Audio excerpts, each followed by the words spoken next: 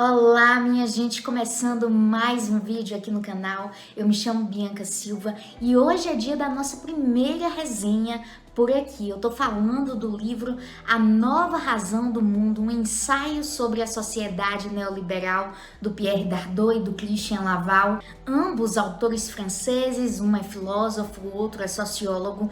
E nesta obra nós vamos ter uma verdadeira genealogia do neoliberalismo que, na visão dos autores, não se perfaz apenas como um sistema econômico ou como uma ideologia, mas uma nova razão do mundo. E se vocês quiserem saber mais sobre as minhas concepções, sobre o que esse livro me conduz, sobre a forma que essa obra me conduz a refletir sobre o mundo em que vivemos, é só continuar me assistindo. Te convido desde já a deixar o seu like, ativar o sininho para receber as notificações e, é claro, se inscrever neste belíssimo canal. Então, simbora!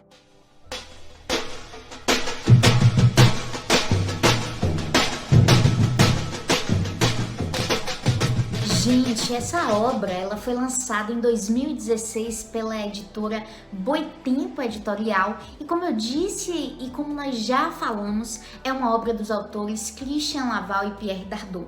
Um é filósofo e o outro é sociólogo, e nesta obra nós temos um verdadeiro panorama genealógico do neoliberalismo que, na visão dos autores, não se perfaz apenas como um sistema econômico, como algo que orienta os estados ou como algo que vai orientar a economia, mas como uma nova racionalidade do mundo. E para isso os autores nos apresentam uma obra que está dividida em duas grandes partes. A primeira parte é chamada de A Refundação Intelectual. Nessa parte nós temos vários capítulos. E a segunda parte, que é a nova racionalidade.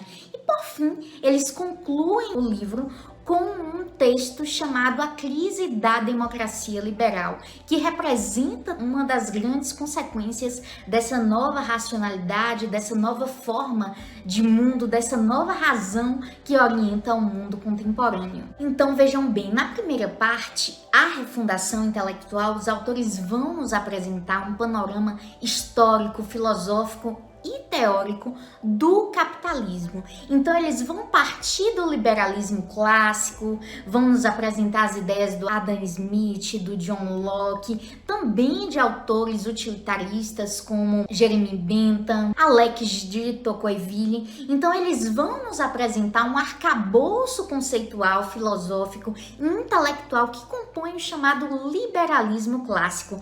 Para os autores, esse arcabouço intelectual ele vai se preocupar em discutir o capitalismo enquanto sistema econômico e dos limites do Estado relacionado com esse sistema, relacionado com esse liberalismo. Então as discussões elas vão estar concentradas nas relações individuais, nas liberdades individuais, nas liberdades de empreender e tudo isso frente ao Estado. O que acontece é que todo esse arcabouço intelectual, a partir de um dado momento, já não é mais suficiente para dar conta da performance desse capitalismo. Então é necessário haver uma verdadeira refundação intelectual, porque o capitalismo, a partir de um determinado ponto, já não se perfaz mais como apenas uma ideologia ou como apenas um sistema econômico. E é aí que, a partir de 1938, acontece o colóquio de Walter Lippmann. A partir desse colóquio, nós temos a emergência de duas correntes neoliberais principais. Eu tô falando das correntes ordoliberal e da corrente austro-americana. Óbvio que existem outras correntes, mas essas são as principais que vão emergir e orientar essa nova nuance, essa nova performance do capitalismo. Eu tô falando do ordoliberalismo e da escola austro-americana. O ordoliberalismo é a versão neoliberal alemã, representada principalmente por autores como Hopke e Eucken, e a corrente principalmente a austro-americana, representada por autores como von Mises e Hayek. É importante lembrar que von Mises é um autor estadunidense, ele tem um instituto aqui no Brasil, né? Tem o Instituto von Mises, e ele tem obras muito célebres como As Seis Lições, e o Hayek tem uma obra muito célebre também, que é O Caminho da Servidão. Através dessa obra ele chegou a ganhar inclusive o Prêmio Nobel de Economia em 1974. E nessas obras nós vamos ter a contextualização, a crítica extrema ao socialismo, a defesa do empreendedorismo como condição de cidadania, e inclusive o Hopke, em uma de suas obras, e esse excerto é citado na Nova Razão, é a seguinte: o ideal social seria de uma sociedade de pequenos empreendedores e uma democracia de consumidores vinculados pelo princípio constitucional da concorrência.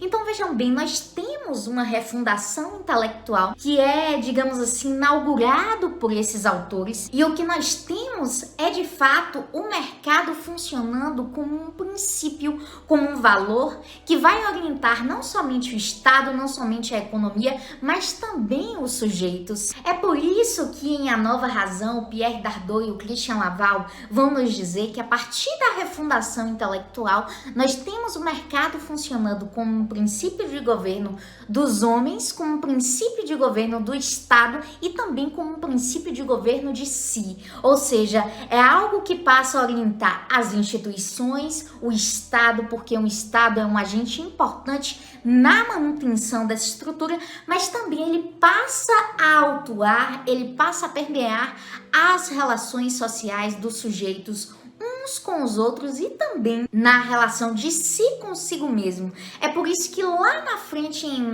A Nova Racionalidade, ele vai nos apresentar a ideia do sujeito empresarial, do sujeito neoliberal. Então, a partir da refundação intelectual, nós temos todo esse arcabouço teórico, histórico, filosófico, político e até psicanalítico de como esse neoliberalismo ele passa a permear as relações sociais e ele passa a se constituir de uma forma sistêmica. É aí que vem essa primeira característica que eu citei anteriormente. O sistêmico, ele designa algo que compõe as estruturas, algo que permeia toda uma estrutura. E o neoliberalismo, ele passa a orientar pessoas, governos, estados. Então ele passa a se constituir como uma nova racionalidade. E é nesse sentido que esse neoliberalismo tem um caráter sistêmico. É importante dizer que ao apresentar uma narrativa bem extensa de todos esses pensamentos, de todos esses teóricos e de toda a história do capitalismo desde o seu início, desde os seus primórdios até os dias atuais, os autores falam que esse neoliberalismo, que esse capitalismo tem um caráter construtivista, ou seja, ele foi historicamente construído. E é importante dizer que esse processo de construção se deu através de um processo de construção estratégica. Então, até aí, falando da refundação intelectual, eu já mencionei o significado dessas duas características principais, o caráter sistêmico e o caráter construtivista. E é aí que nós partimos para a segunda parte da obra, A Nova Racionalidade. E é exatamente por ter um caráter sistêmico que o neoliberalismo ele não se configura apenas como ideologia ou como algo que orienta a perspectiva do Estado, mas como algo que está na estrutura da sociedade. Tanto que ele não fala apenas em neoliberalismo, mas menciona logo no título A Nova Razão do Mundo, um ensaio sobre a sociedade neoliberal. Então a sociedade ela performa esse neoliberalismo através dos sujeitos, através da forma de pensar, através da forma de consumir, através da forma que esses sujeitos vão se relacionar com o Estado, com as pessoas. Então vejam bem, é de fato uma nova racionalidade e é daí que nós extraímos duas características principais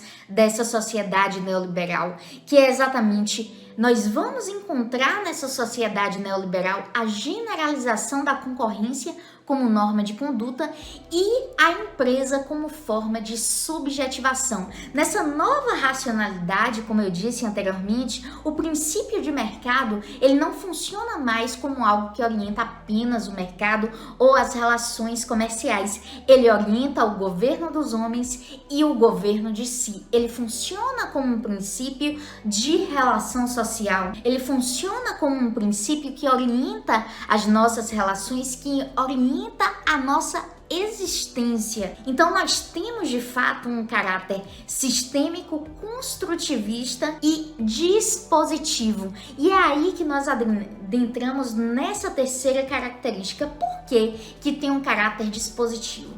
Como eu venho dizendo ao longo dessa resenha, nessa obra nós temos um panorama conceitual, histórico e filosófico muito denso, muito rico e que se configura até como um panorama psicanalítico. É aí que esses autores bebem nas fontes de diversos autores. E o caráter dispositivo designa exatamente essa lógica normativa generalizada. Então, o princípio de mercado, ele não governa apenas estados, ele não governa apenas as instituições, mas os homens também. Então é aí que nós temos o mercado como uma lógica normativa generalizada. O neoliberalismo, ele orienta as instituições, ele orienta a relação dos sujeitos com essas instituições, com o Estado e também as relações sociais desses sujeitos. Então nós temos uma lógica normativa generalizada, desde o Estado até as dimensões mais íntimas do sujeito.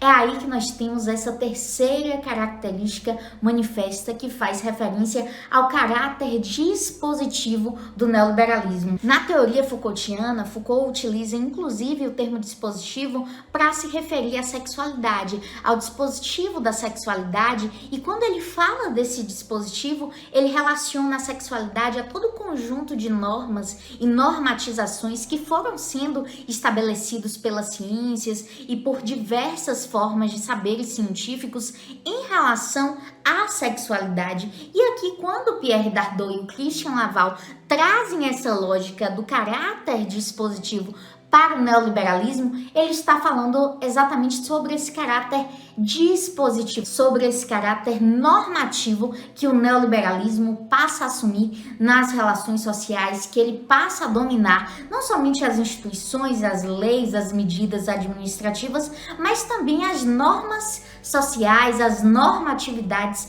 que estão para além do Estado, para além das leis, mas que nos orientam, que nos dominam, tá bom? Então vejam bem, minha gente, para resumir, né, essa é uma obra muito extensa, muito ampla, que nós temos um panorama conceitual muito complexo. Então, para resumir, esse neoliberalismo tem 3 características essenciais. Ele é construtivista e é resultado de um processo de construção estratégica. Ele é sistêmico porque ele permeia toda a estrutura social, tanto que não se fala na obra apenas em neoliberalismo, mas em sociedade neoliberal, porque a sociedade como um todo, ela incorpora o mercado como um princípio de governo de si e como um princípio de governo dos homens. E por fim, ela tem um caráter dispositivo, ou seja, porque todo esse princípio, ele funciona como valor e ele funciona também como norma que vai orientar as nossas relações sociais, os nossos comportamentos e a nossa relação existencial.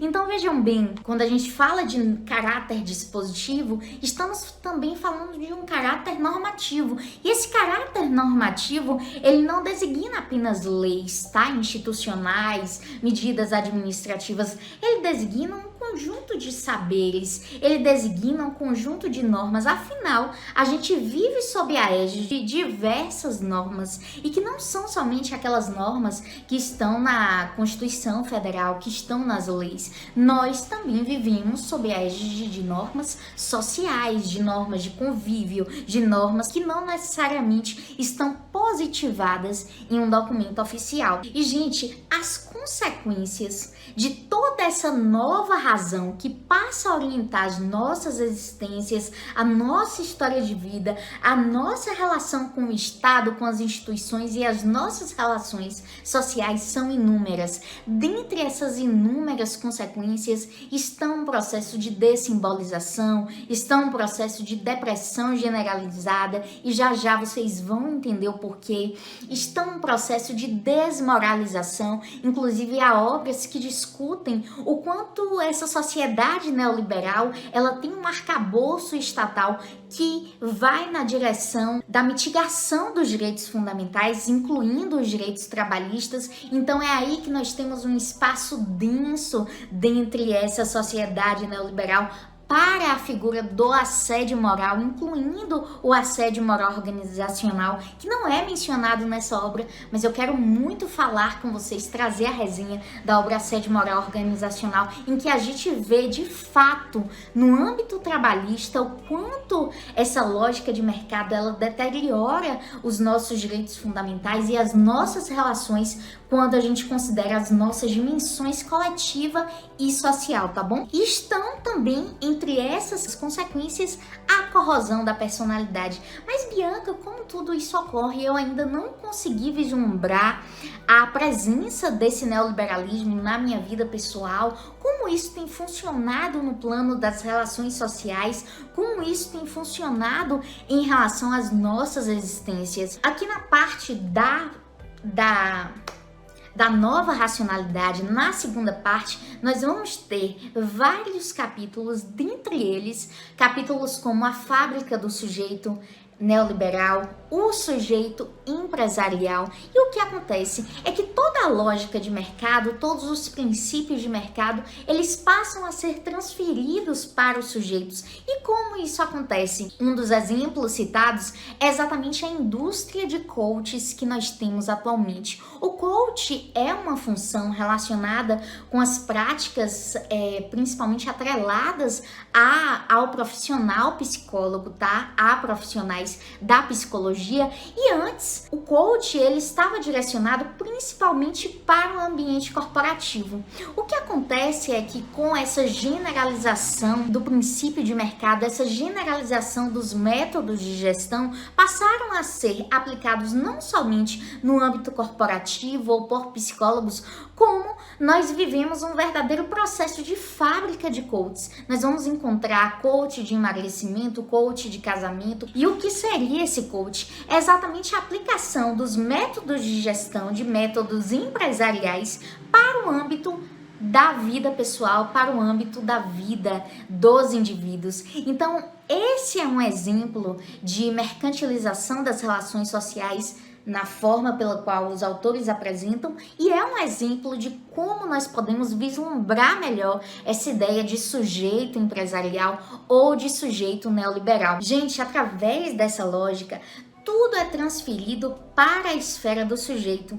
E a partir do momento que se transfere toda a responsabilidade, toda a carga de responsabilidade de tudo que faz parte da vida de um sujeito para a dimensão individual, especialmente quando a gente se encontra num período de extremo desemprego, como é atualmente, de crise política e de inúmeras questões sociais, como desigualdade social, desigualdade de gênero, desigualdade racial. Quando a gente transfere toda essa carga para o indivíduo, a gente acaba tendo um processo de adoecimento mental, a gente acaba tendo um processo de corrosão da personalidade, de depressão generalizada, de desmoralização, de dessimbolização, como os autores citam. E eles falam desse processo de mercantilização das pautas sociais. E eu, enquanto pesquisadora da linha de direito e gênero, eu observo muito essa mercantilização, principalmente das pautas sociais. Enquanto mulher feminista, pesquisadora dessa área,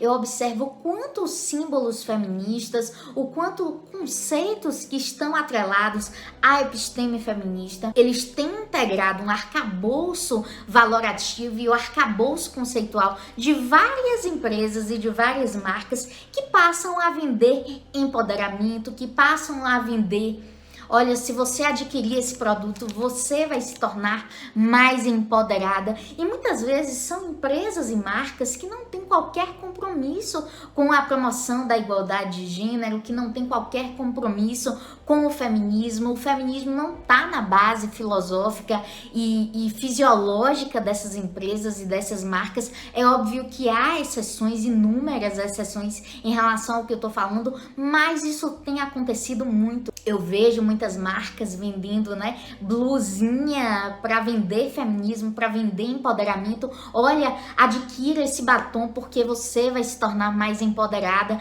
Quando em verdade, quando a gente fala de empoderamento na episteme feminista, nós estamos falando de ocupação de espaço de poder, nós estamos falando de uma dimensão social e coletiva que transcende o que meu indivíduo, né, o que Bianca alcança. Nada me impede de usar meu anel, de usar meu batom, mas não é isso que vai me tornar mais ou menos feminista, não é isso que vai me tornar mais ou menos empoderada. Quando a gente fala de empoderamento, a gente fala de uma dimensão que transcende a individualidade. E uma dentre as várias inúmeras consequências dessa sociedade neoliberal, dessa nova racionalidade, é exatamente isso. Cada vez mais a gente se desvincula das pautas sociais, se desvincula dos direitos fundamentais, se desvincula da cidadania social para nos tornarmos cada vez mais individualistas. E é nisso que consiste a conclusão da obra, A Crise da Democracia Liberal. O que nós temos é um processo de crise da cidadania social. Cada vez mais esses indivíduos se desvinculam dessa noção do comum, da sociedade, dessa noção de direitos, dessa noção de cidadania social, para se transformarem em sujeitos empresariais. Então, a partir do momento que eu sou uma empresa e que os métodos de gestão são suficientes para abarcar todas as dimensões e para governar todas as dimensões da minha vida, em que medida eu vou reconhecer direitos fundamentais, direitos sociais, transindividualidade, direitos humanos? Então é aí que nós temos uma crise de fato desse processo de cidadania e que afeta as formas que historicamente constituíram o que a gente entende como democracia liberal. Gente, essa obra é uma obra muito densa, muito extensa, não é para ser lida em uma tarde e muito menos para ser descrita em poucos minutos. Apesar disso, eu fiz alguns versos que ilustram um resumo, um panorama do que foi mais relevante para mim a partir dessa leitura. Eu vou ler para vocês, tá bom? De Spencer a Hayek, de Lippmann a von Mises, entre liberalismo, ordoliberalismo e o neoliberal. É impossível entender o dispositivo sem conectar o plano das instituições e o plano da ação individual. O sujeito empresa, o homo agens, como denomina Mises, que afirma que todo ator é sempre empreendedor. Até o Estado, por esta lógica, é regulado e tem na concorrência a sua âncora. Governança é o poder de condução das empresas, dos estados e do mundo. Uma governança que se inicia nas instituições, mas prevalece porque dominou as subjetividades comprometidas com a liberdade do desejo do livre concorrer. E tudo isso parte de um ethos, de uma valorização entre desempenho e gozo. O neo-sujeito compromete integralmente a sua subjetividade, mestre em desempenhos admiráveis e gozos descartáveis. Nós temos corrosão da personalidade, desmoralização, depressão generalizada, dessimbolização. Se antes as crises elas estavam relacionadas com a economia, creche de 29, creche de 2008, agora nós também temos os creches pessoais. Minha gente, lembrando que a minha visão relacionada com essa obra é que é uma obra muito crítica, é que é uma obra muito profunda, muito complexa e de forma alguma eu vejo essa obra como uma oposição ao empreendedorismo. Inclusive eu aqui no YouTube estou empreendendo. É importante também ter a consciência crítica de que eu também estou empreendendo porque eu estou inserida num mercado extremamente difícil, em que o desemprego é a tônica no momento para professores, para pessoas que estão na área acadêmica.